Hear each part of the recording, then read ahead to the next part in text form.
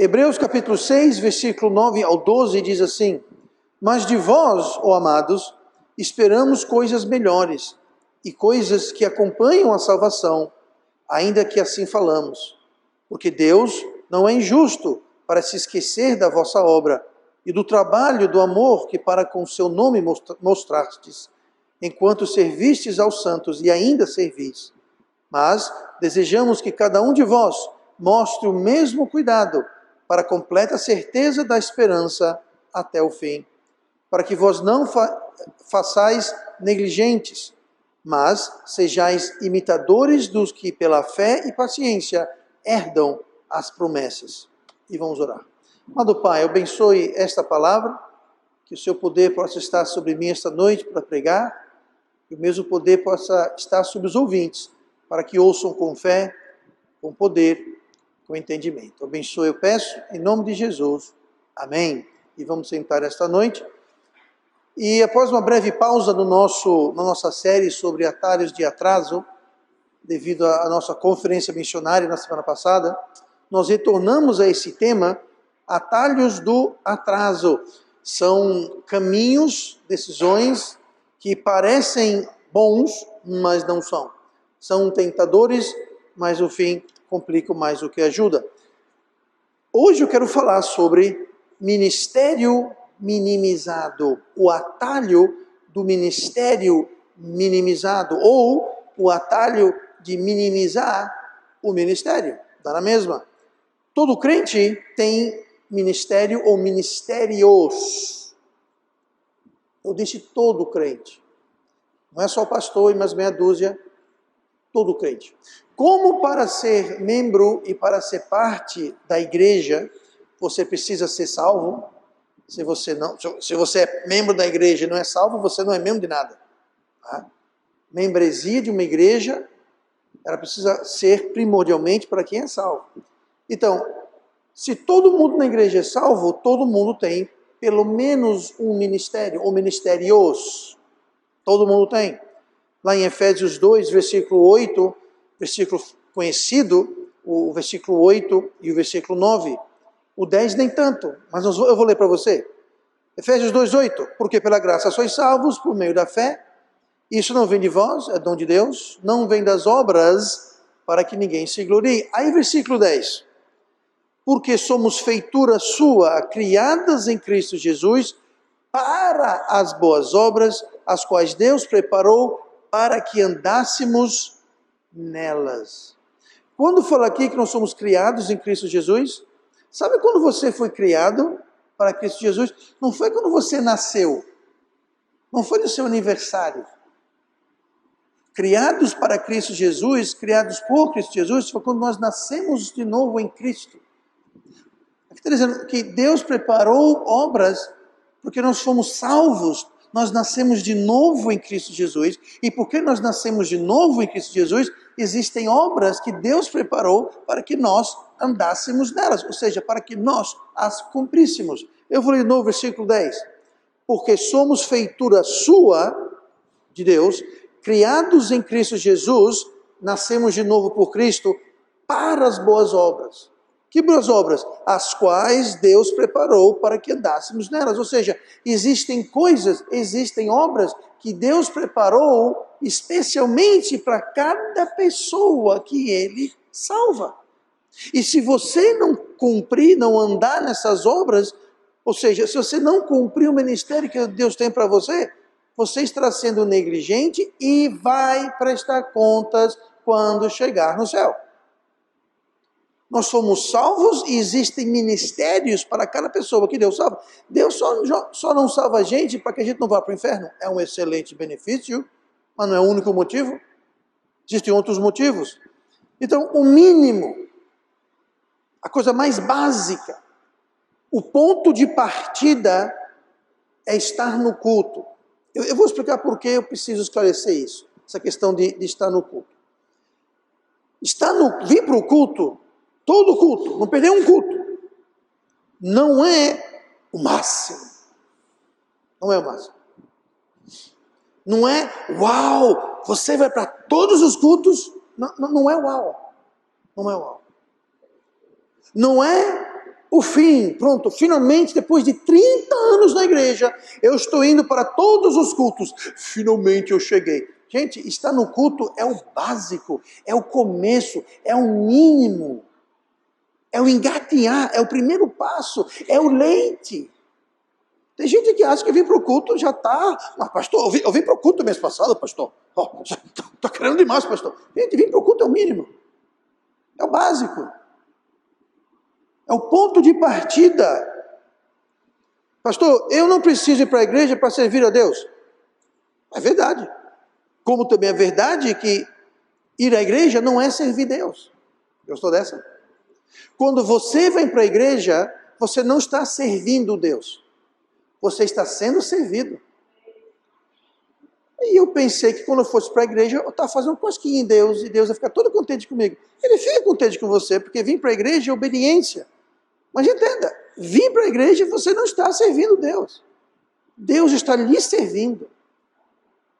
Ele está lhe servindo para você poder servir a Ele.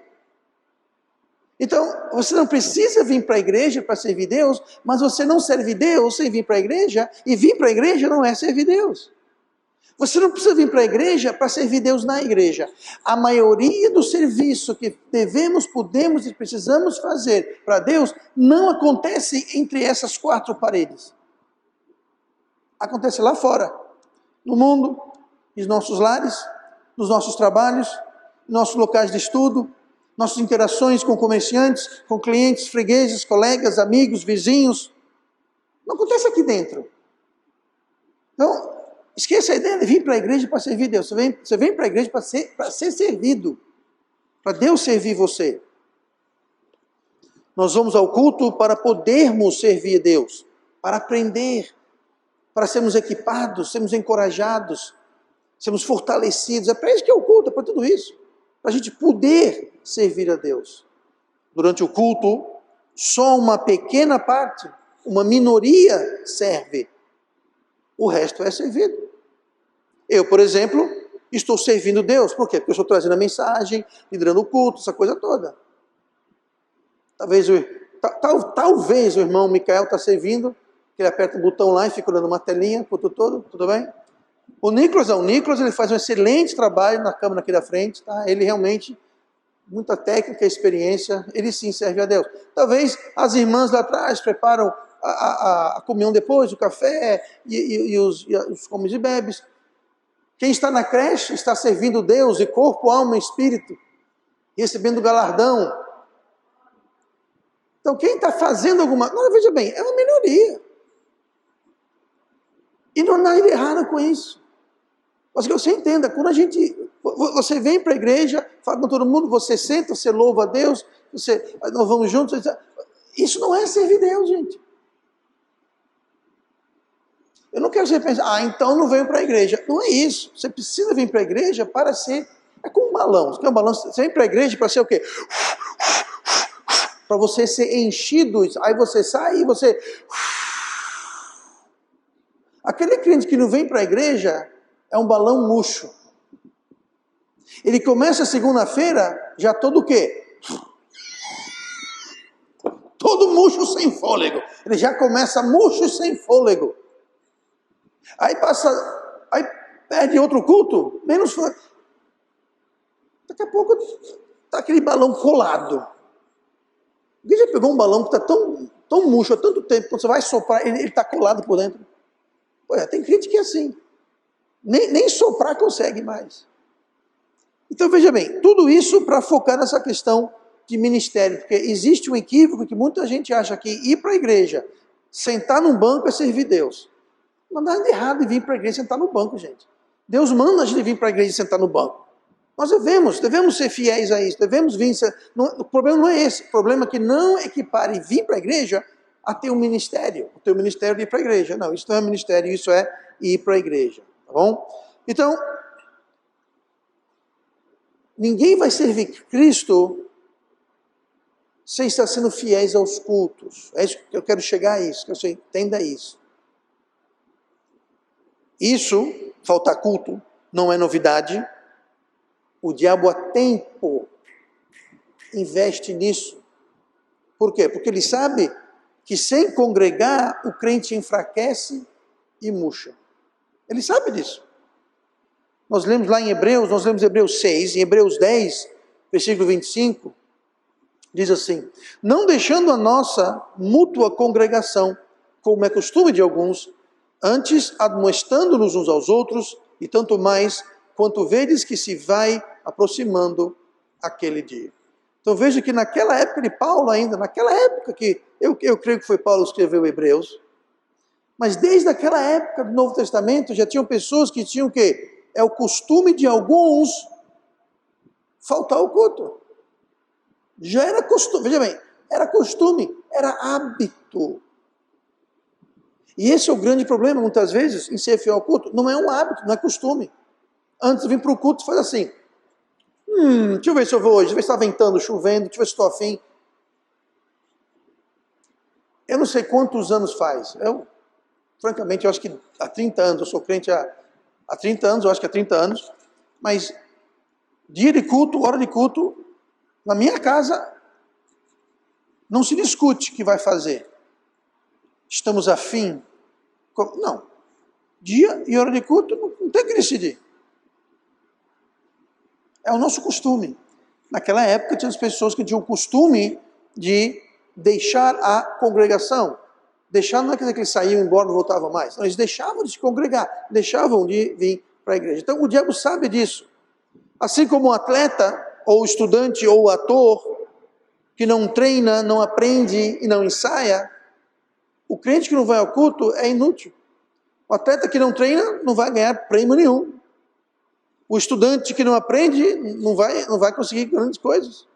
O ator que não ensaia não vai fazer um grande desempenho na hora. O crente que não vem ao culto, mesma coisa, não vai resultar em alguma coisa importante para Deus.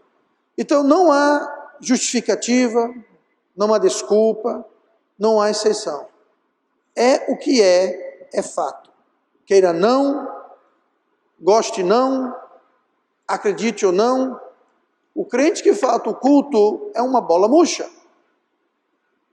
É um ator desensaiado, é um atleta que não treina, um estudante que não aprende, e francamente não pode ter um ministério. O seu ministério, ele é minimizado. Daí o tema de hoje. Ministério minimizado. O início de um ministério minimizado é um atalho perigoso. Minimizar o ministério é um atalho. E é um atalho porque, como todo atalho, ele promete algum resultado, ele promete algum benefício. E quando se minimiza o ministério, está se visando maximizar outra área. Você minimiza o ministério para maximar outra coisa, dar prioridade para outra coisa. Então hoje eu quero ver algumas coisas que podem minimizar o nosso ministério. Olhe comigo para Hebreus 6:9, nós lemos ele agora há pouco. Mas de vós, ó amados, esperamos coisas melhores e coisas que acompanham a salvação, ainda que assim falamos.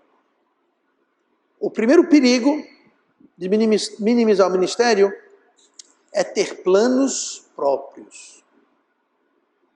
Ter os planos próprios. Minimizar o ministério para buscar maximizar os seus próprios sonhos, amplificar os seus próprios planos, priorizar os seus próprios desejos, mas não é isso que se espera dos salvos por Cristo. Mas de vós, ó amados, esperamos coisas melhores. Coisas que acompanham a salvação. Você está entendendo? Quando você é salvo, algumas coisas devem acompanhar a salvação. Uma delas é ter um ministério. E mais uma vez, vir para o culto não é ministério. Eu não estou dizendo, então não venha para o culto. O que eu estou dizendo é, tem um ministério. Se você está aqui, você não tem um ministério, você está ouvindo a minha voz, você não tem um ministério, algo está errado. Esperamos coisas melhores. Deus espera coisas melhores, coisas que acompanham a salvação. Quem é salvo, eu falei agora há pouco, quem é salvo tem um ministério. Se você não sabe qual é o seu ministério, você está com problema. Algo está errado. Não é o que Deus espera. Não é o que deve acompanhar a salvação. Acompanhar a salvação não é simplesmente ser batizado e ficar vindo para a igreja. Eu sou salvo, eu devo ser batizado? Claro. Eu devo ir para a igreja? Claro. Mas não para aí. Tem que ter um ministério. Ah, mas eu não sou pastor, não sou missionário, não interessa. Sabe que eu não nasci pastor?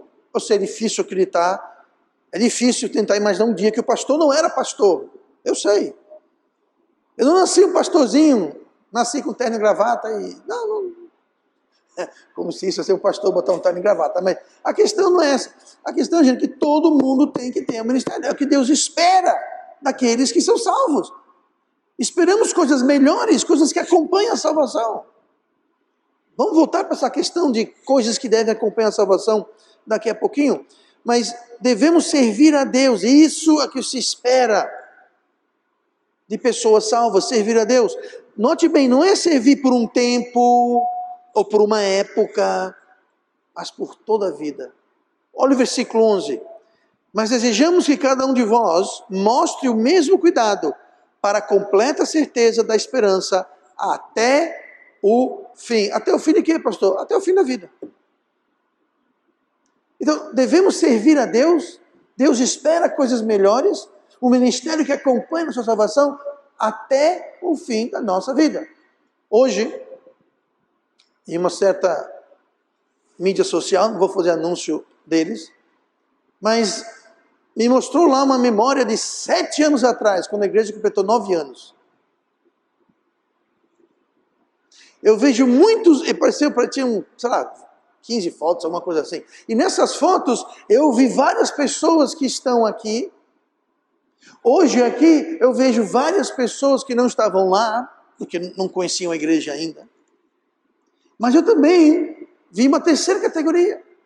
Pessoas que estavam no nosso 9º aniversário, mas que não estão aqui. E não estão aqui, não é só hoje não estão aqui, mas não estão na igreja. Alguns, pode ser, eu acredito, eu espero que estejam em outras igrejas. Outros não estão em lugar nenhum, em termos de igreja. Claro que todo mundo tem que estar em algum lugar, né? Você não pode não estar em lugar nenhum, mas não estão mais servindo Deus. Alguns nem sequer começaram e já pularam fora do barco. Não é isso que Deus espera. Deus espera, olha o que fala aqui, versículo 11. Desejamos que cada um de vós mostre o mesmo cuidado. O contexto aqui é servir Deus. O mesmo cuidado para a completa certeza da esperança até o fim. Até o fim da vida.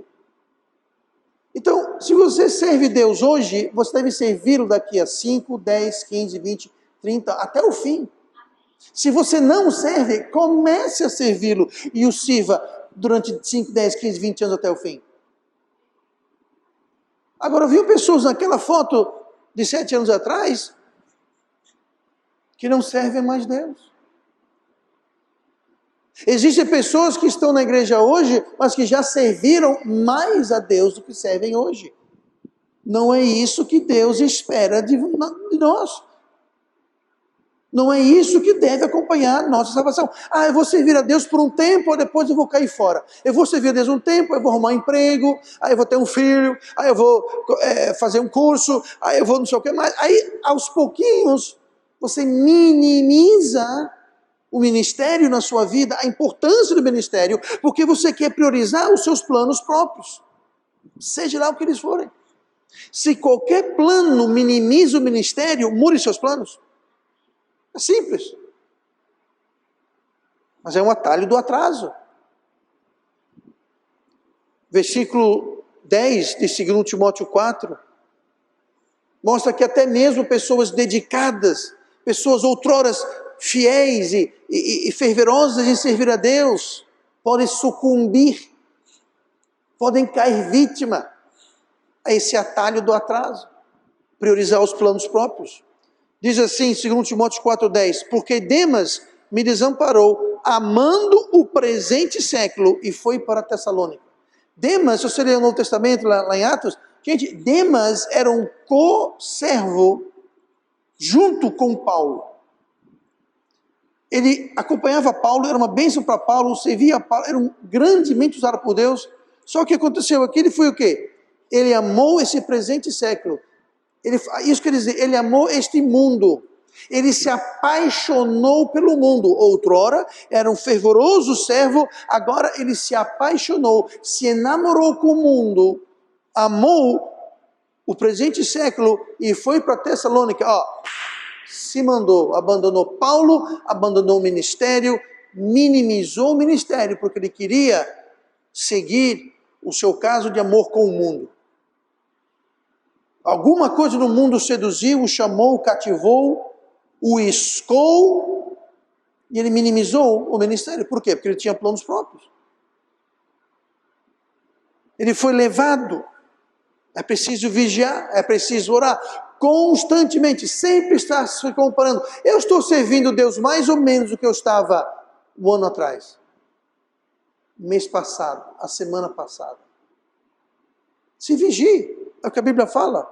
1 Coríntios 10, 12. Aquele, pois, que cuida de estar em pé, olhe que não caia. Sabe o que houve com Demas? Ele caiu. Por quê? Ele não vigiou, ele não orou, ele não cuidou. Um belo dia ele acordou e falou, eu não quero estar fazendo isso, eu não quero mais estar ajudando Paulo, ministério, igreja, pregação, eu não quero mais isso. Por quê? O mundo está chamando, o mundo está me seduzindo. E ele foi embora. Então cuidado, porque planos próprios podem minimizar o ministério. Olha no versículo 10 de Hebreus 6. Hebreus 10 de Hebreus 6, versículo 10 de Hebreus 6, seguindo a sequência. Porque Deus não é injusto para se esquecer da vossa obra e do trabalho de amor que para com o seu nome mostrastes, enquanto serviste aos santos e ainda servir. O segundo perigo é tempo de trabalho. Você minimizar o seu tempo de trabalho. Cuidado com os seus planos próprios e cuidado com o tempo de trabalho, para não minimizar o ministério, minimizando o seu tempo de trabalho no ministério. Tempo no ministério nunca é desperdiçado. Nunca é tempo perdido, tempo investido em servir a Deus. Por quê? Deus não é injusto para se esquecer da vossa obra. Você talvez já teve um patrão, um amigo, um professor, um colega, que por um motivo ou outro esqueceu ou fingiu que esqueceu de alguma coisa que você fez por ele. Isso chama-se ingratidão. Não reconhecer, pois é. Deus é ingrato? Não. Sabe por quê? Porque ingratidão, acima de tudo, é uma injustiça. Olha o que fala. Deus não é injusto para se esquecer do vosso trabalho, da vossa obra e do trabalho de amor. É injusto ser ingrato. E Deus não é injusto, então Deus não é ingrato. Então, todo instante, cada obra, cada trabalho, cada sacrifício, cada tudo que eu e você fazemos no ministério de Deus, Ele não esquece. E Ele não é ingrato. Ele recompensa. E recompensa muito bem. Certa vez, anos atrás, alguém, com um tom crítico, falou, mas assim, pastor, então o senhor está dizendo que devemos servir a Deus só por interesse? Não, eu não estou dizendo isso. Eu estou dizendo que Deus recompensa. Não deve ser o motivo principal. O motivo principal de servirmos e termos o ministério não é para ter a bênção, não é para ter recompensa. O motivo principal é para servir a Deus por gratidão. Lembrando, ingratidão é o quê? Injustiça. O motivo principal de ter o ministério, o motivo principal de servir a Deus é gratidão. Por quê, pastor? Gente, se eu tenho que dizer para você, por que nós temos que ser gratos a Deus? Então, o seu buraco é maior do que você pensava. O fundo do seu barril já vazou faz tempo. Se você realmente está perguntando, ser grato a Deus pelo quê? Francamente, você entrou na porta errada hoje.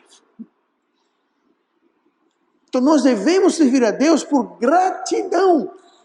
E Deus que não é ingrato, Deus que não é injusto, vai nos recompensar. Mas a nossa motivação, o nosso ímpeto deve ser servir a Deus em gratidão.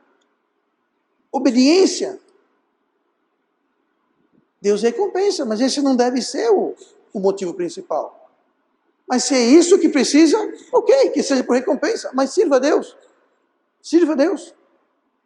Servir Deus não é tempo perdido, nem é tempo desperdiçado.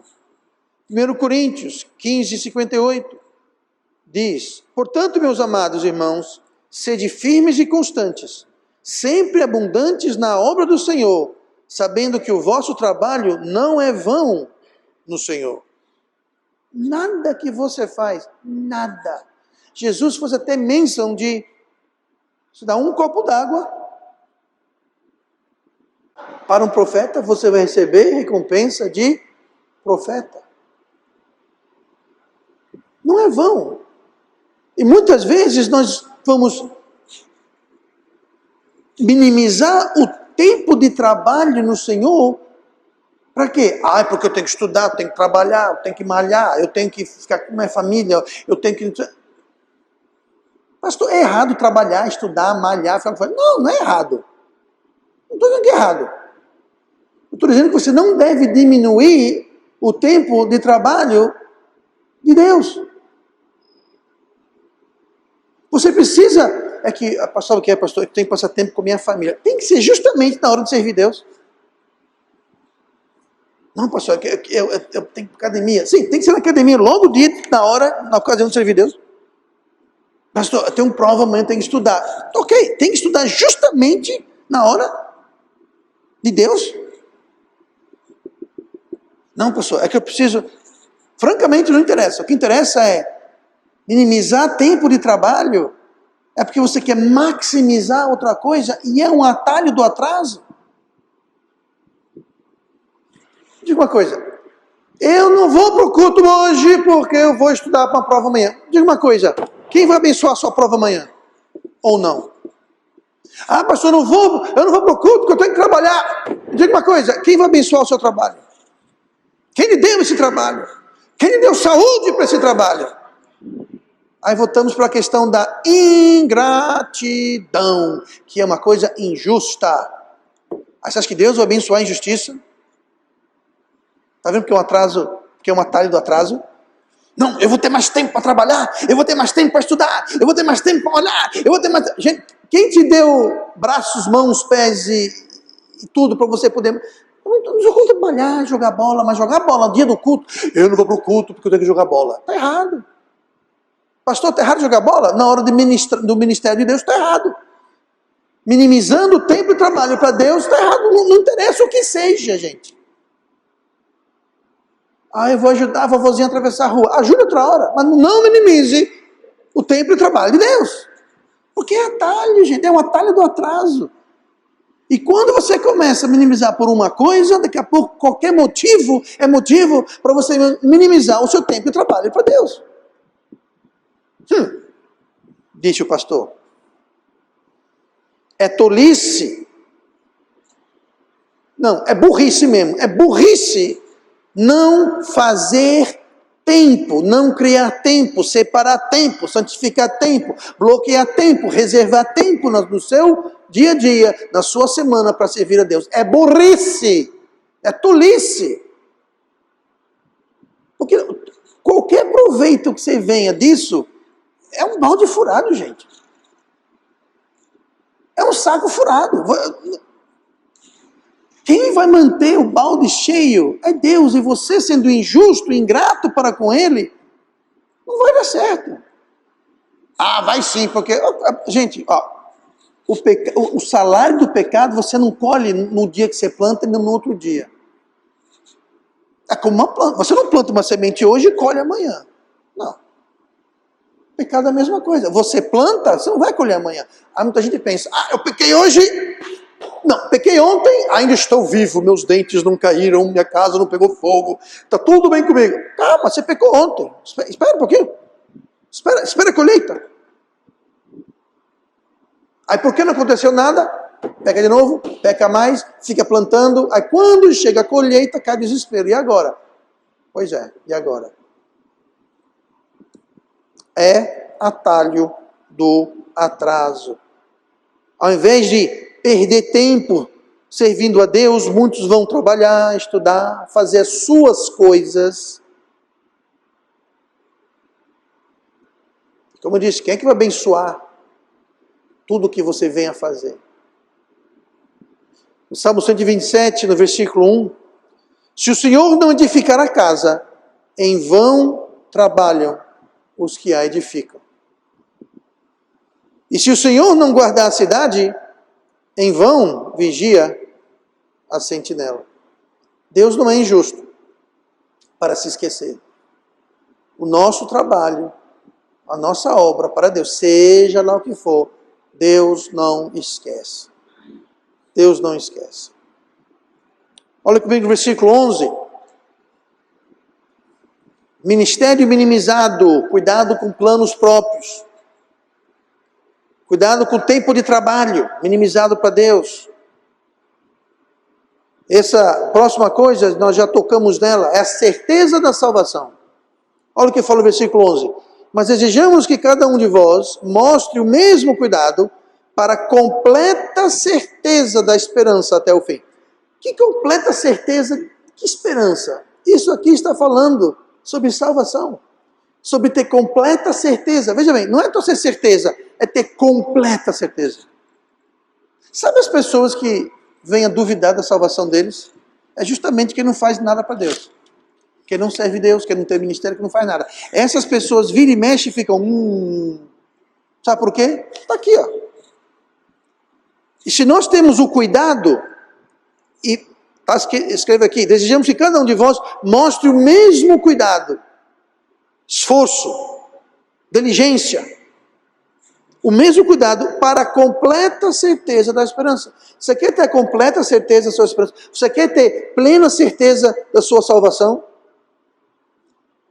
Servir a Deus confirma e dá certeza que nós somos salvos. Vou abrir um parênteses aqui. Quem não serve Deus, quem não tem ministério, quem não serve Deus, não pode ter e nem deve ter certeza da salvação. Nem deve ter.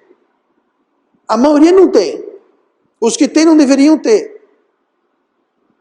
Porque ter o ministério de servir a Deus é o que traz a certeza da salvação. Segundo Pedro 1,9, lemos outro dia isso. Porque aquele em quem não há estas coisas é cego, nada vendo ao longe, havendo-se esquecido da purificação dos seus antigos pecados. Esquecido, não tem certeza mais. Por quê? Porque não tiveram cuidado de se esforçar, de ter o ministério de servir a Deus e não tem a completa certeza da esperança. Se você lê no contexto de 2 Pedro 1,9 o que são estas coisas, você vai ver que estas coisas, nós não vamos ler agora, ler em casa depois, mas a lista de coisas listadas ali no versículo 10 em diante, são coisas justamente que caracterizam ter o ministério. Ou seja, quando você não tem o ministério, quando você não serve Deus, você não pode ter certeza, completa certeza da esperança, e Pedro até escreve que esqueceu da purificação dos antigos pecados.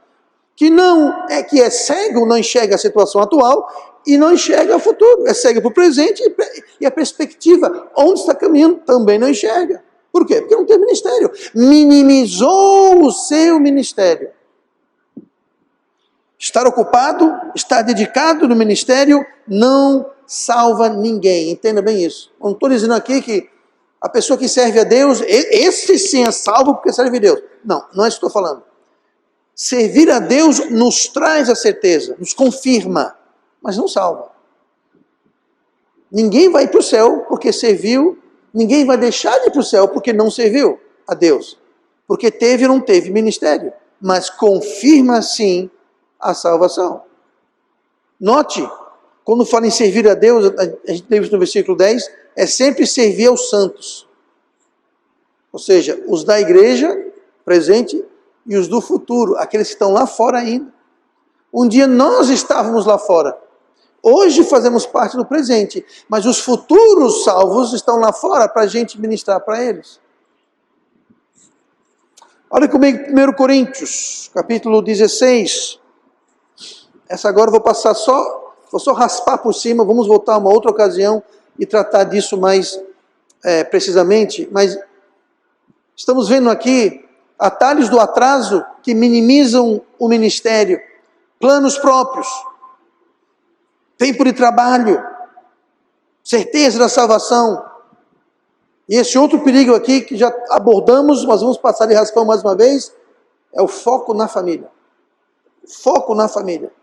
1 Coríntios 16, 15. Agora vos rogo, irmãos, sabeis que a família de Estefanas é as primícias da Acaia e que se tem dedicado ao ministério dos santos. Note aqui o que fala. Sabeis que há o que de Estefanas? Que a família se tem o quê? Dedicado ao trabalho. Não está falando que Estefanas era dedicado ao ministério. Note, dos santos, mais uma vez, dos salvos. Não era apenas Stefanas. Era quem? Sua família. Sua família. Toda sua família. Papai, mamãe, Júnior e Mariazinha. Todo mundo dedicado a servir a Deus. Quando nós colocamos a família em primeiro lugar, a gente pensa que está colocando a família em primeiro lugar, como desculpa ou como justificativa de servir Deus menos ou não servir Deus, isso é um atalho do atraso. Parece até espiritual. Pastor, eu estou com minha família. Grande coisa estar com sua família em detrimento à obra de Deus. Na Acaia, quem se dedicava ao ministério dos santos era toda a família dessa pessoa aqui, ó. Toda a família. Isso quer dizer que não era só o pai sozinho, ou a mãe sozinha. Ou ninguém na família, porque está todo mundo com a família no piquenique, ou na praia, ou em casa, assistindo, brincando, jogando. Nada de errado com essas coisas, gente. Mas não substitui. E o foco não é a família. É preciosa. A família deve ter prioridade, por exemplo, ao trabalho. É interessante, né? Quando é para o ministério de Deus, a família é mais importante. Para trabalho, dane-se a família. Negócio é trabalho, dinheiro, mais importante. É engraçado como as coisas mudam. Pastor, não vou para o culto hoje, porque eu vou ficar em casa com minha família. Tempo com família, pastor. Você imagina que os anjos estão lá.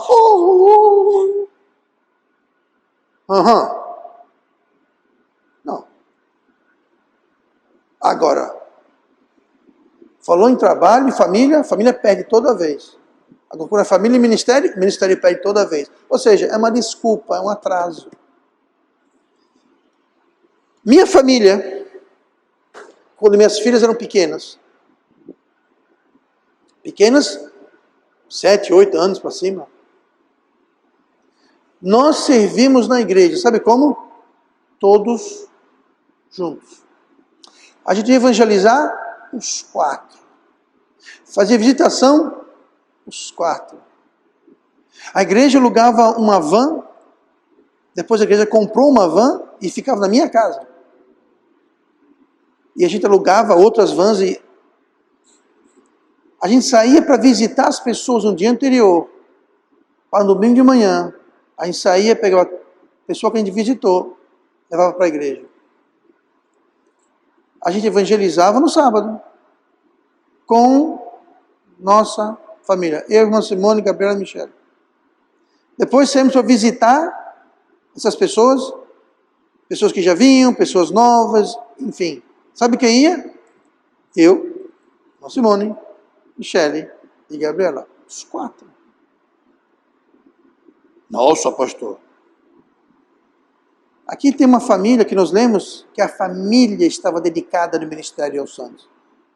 É o que nós fazemos, como família. De alguma forma, sabe? Não, criança, jovem, não. Você começa desde cedo. Não, não é só isso. Nós saímos, tinha um passeio, piqueniques, a gente se divertia também, tínhamos tempo junto, como família, em casa. Não é preciso você excluir a família para servir a Deus. Nem é preciso você excluir Deus para servir sua família. Você pode fazer os dois perfeitamente bem. A não ser que a pessoa quer usar aquilo como desculpa. Foco na família, cuidado. A vida cristã é uma vida de equilíbrio. É possível perfeitamente servir a Deus e fortalecer a família, fortalecer o casamento, ter tempo com Deus, tempo com a esposa, com o esposo, com os filhos. Tem tempo para tudo, gente. Tudo começa a sair dos trinchos, no entanto, quando você negligencia Deus. Quando você minimiza o ministério, aí as coisas começam. Mais uma vez, quem vai abençoar a sua família? Quem vai dar sabedoria e direção para você guiar e construir sua família? É Deus. Então, negligenciar o ministério, usando como desculpa família, isso é uma covardia, francamente. Você está se escondendo atrás de uma coisa, como eu disse, é até espiritual. Não, a família, pastor. Sim. É minimizar o ministério? Então pronto. Eu não estou dizendo aqui que, sabe, você e sua família só podem sair para evangelizar, visitar, vamos fazer um passeio, nós vamos dar a volta no quarteirão lendo a Bíblia. Então, eu não estou dizendo isso, gente. Eu estou dizendo que pode haver equilíbrio, mas não minimizar o ministério, porque minimizar o ministério é um atalho do atraso. Última coisa hoje, voltando para Hebreus capítulo 6, versículo 12, para terminar esses atalhos do atraso de minimizar o ministério. Hebreus 6, 12. Para que vós façais, vou começar de novo para não ler besteira, vou ler direito. Para que vós não façais negligentes, ou seja, que vocês não sejam negligentes, não se façam negligentes, não sejam negligentes. Para que vós não façais negligentes, mas sejais imitadores dos que pela fé e paciência herdam as promessas. Aqui nós temos bênçãos prometidas. Bênçãos prometidas. Falando em família, Deus abençoa a família que o serve junto. Deus abençoa a família que o serve junto. Quer herdar as promessas de Deus? Aqui fala. Mas sejais imitadores dos que pela fé e paciência herdam as promessas. Quer ser herdeiro das promessas de Deus? Então não seja negligente. Siga o exemplo daqueles que com fé e paciência herdam as promessas. Siga o exemplo daqueles que estão servindo Deus. E não siga o exemplo daqueles que estão deixando Deus de lado. Não siga o exemplo dos que estão minimizando o ministério. Não interessa se é pastor, não interessa se é diácono, não interessa se é profeta, se é papa, se é bispo, não interessa se é irmão, não interessa. Não siga o exemplo daqueles que estão minimizando o ministério, o tempo de ministério, a importância do ministério, a prioridade do ministério. Sejam imitadores daqueles que pela fé e paciência herdam as promessas. Quer dar as promessas? Então siga o exemplo. Imite aqueles que com fé e paciência não minimizam o ministério. Porque minimizar o ministério é, segundo o versículo, ser negligente. Como não ser negligente? Aqui fala, para que não vos façais negligentes, mas sejais imitadores do que pela fé e paciência herdam as promessas. Se eu e você formos negligentes em servir a Deus, se nós somos negligentes no ministério, se nós minimizarmos o nosso ministério, se nós minimizarmos a importância do ministério, nós estamos sendo negligentes. E nós não vamos herdar promessa nenhuma. Porque estamos sendo negligentes. No dicionário, negligente é definido como aquilo ou aquele que manifesta pouca vitalidade. O que quer dizer isso? Está nem aí, ó. Vitalidade. Vitalidade é você ter vigor, vontade, garra para alguma coisa. O negligente, vitalidade zero. Chama para um churrasco, vitalidade. Chama para um jogo de futebol, vitalidade. Ministério, cansado, desinteressado. É ser negligente. O que mais? Manifesta pouca vitalidade, que age com lentidão.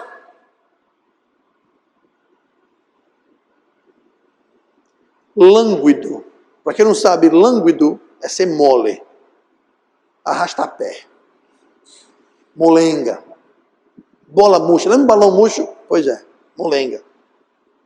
Vagaroso, preguiçoso, descuidado. Tá nem aí, ó. Quem é assim não vai herdar promessa nenhuma, não.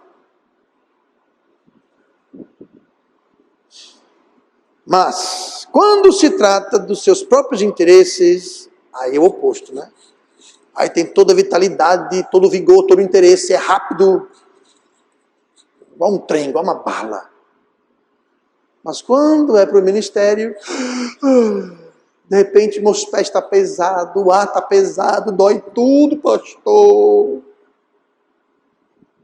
Sabe o que é isso? Ser negligente. Quem poupa tempo e esforço e deixa de ser energético e dedicado, está sendo negligente.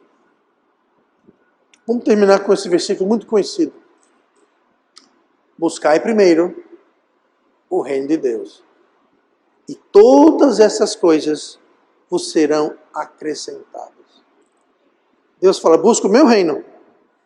Quando der tempo, tiver afim, buscai primeiro. Não busque primeiro suas coisas. Seu trabalho, sua família, seus sonhos, seus planos, seus desejos. Não siga isso primeiro. Não é errado seguir, mas não siga primeiro. Siga primeiro o reino de Deus. E o resto Deus vai dar. Vos será acrescentado. Então veja como é um atalho do atraso quando você negligencia o reino de Deus e a sua justiça. Você minimiza o ministério e você vai sair correndo atrás dessas coisas que nós estamos vendo aqui. Mas Deus não vai abençoar. Lemos outro dia, você vai comer, mas a fome não vai passar. Beber, a sede não vai ser saciada. Você trabalha, mas tem um buraco na bolsa. Você sai de casa, você sai do trabalho para casa com dinheiro no bolso, chega em casa está vazio o bolso, por quê? Furado. É isso que dá você não priorizar Deus, é isso que dá minimizar o ministério. É um atalho do atraso. Agora, você não quer acreditar em mim ou na Bíblia? Tudo bem, prove e verás. Talvez você já provou e viu, não sei, talvez não você, alguém aqui, mas alguém ouvindo minha voz. Mas lembre-se que aquela pessoa que não tem essas coisas, ele é o quê? Cego e nada vendo longe. Ele não enxerga o que está acontecendo. Ele não enxerga para onde está a caminho. Está super satisfeito, sorriso aqui, achando que está abafando. Sinceramente achando que está abafando. Mas ele é cego, não enxerga e não vê ao longe. Mas um dia vai ver. Um dia vai ver.